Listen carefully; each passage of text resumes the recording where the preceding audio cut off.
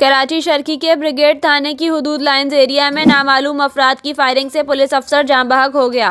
Police के मुताबिक वाकया लाइन्स एरिया में खतरनाक मोड़ के करीब हुआ। नाबालिग स्टेशन में तैनात assistant sub inspector Mohammad Iqbal को 4 गोलियां लगीं।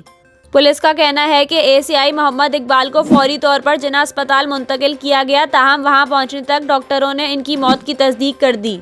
इत्तला मिलते ही senior superintendent of police SSP east Syed Abdul Rahim Shirazi अस्पताल पहुंच गए।